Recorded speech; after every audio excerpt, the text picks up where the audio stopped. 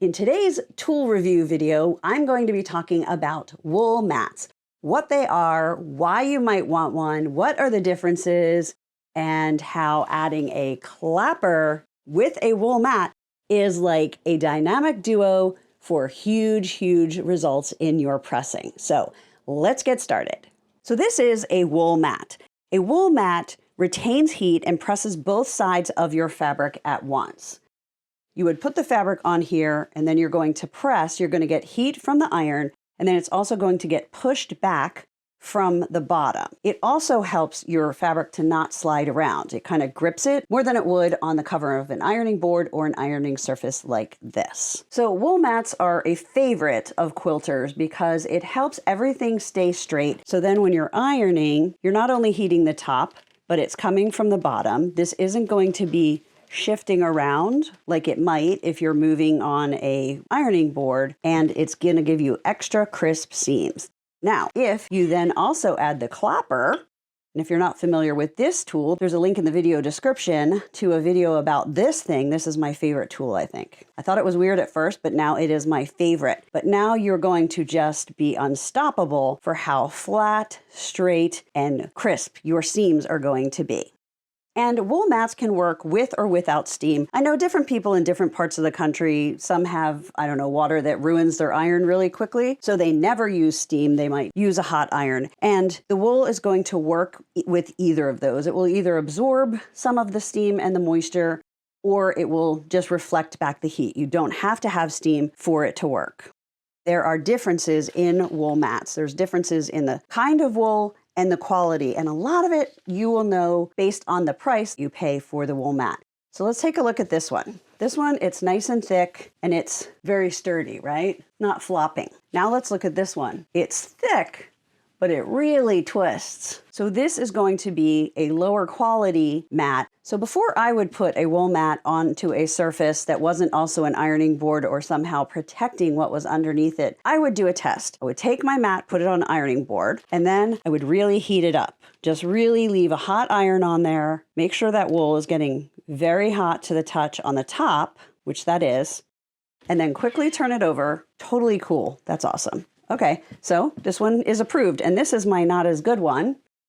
So I'm 100% sure that this one is going to work even better because it's a much stiffer, more firmly packed wool. Unfortunately, I can't remember what kind of wool this is, and I'm going to talk about the kinds of wool in a moment. Okay, that's really hot. Can't feel a thing. Oh my gosh, that's like magic to me. Now you can get these mats in all different sizes, ranging from 10 by 10 all the way up to 22 by 60, which is bigger than a standard ironing board. So you could use it as an ironing board. You could just roll it out on your kitchen counter and use that. You can get lots of different kinds on Amazon, as you can see, and the prices do vary. So what makes the price and the quality differences in wool mats? From the research that I've done and what I've read, merino wool is going to be the top of the line wool for a wool mat. It is denser, finer, and softer, and it really holds everything very well. Then 100% New Zealand wool are also a very high quality mat. They're dense, they're tightly felted, and they hold heat well. There's fewer loose fibers or shedding, because sometimes as you're using these over and over, some of the wool might get a little bit loose and shed. You also have barely any smell with the New Zealand wool, and that is definitely something to consider. With a lower end, lower priced, even combination, it smells. When you're using it, it smells funny. So the New Zealand and the merino, they're very durable and they tend to last well, even with daily use.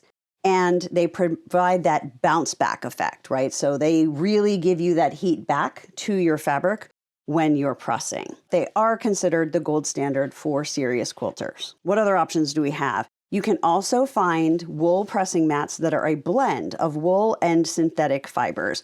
They're more affordable than 100% wool. They still provide decent heat retention and pressing ability. They're usually a little bit lighter and easier to carry.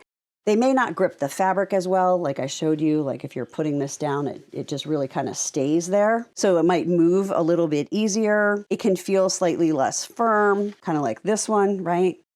So your seams might not flatten quite as crisply on something that has a little bit more give to it. than something that's more solid. I can definitely feel a difference. Hopefully you can see that. And sometimes they have a strong odor when it has synthetic fibers in there, but they're good for beginners who want to try a wool mat but don't want to pay the price of the higher end Merino or New Zealand wool. Some of the decisions are going to be based on how often you think you would use this. If you're a quilter or you really think you're going to get into quilting, it is going to be worth your while to invest in the 100% New Zealand wool or a Merino wool mat. You're just going to be happier with your results in your blocks, your pressing, and your finished quilt project. If you just want to use it occasionally, give it a try, then you can go with a lower price.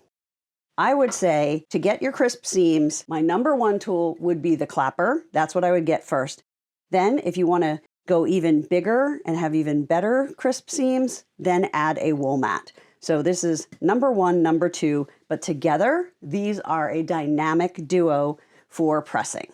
So what do you think? Is a wool mat for you? What size do you think you're gonna want?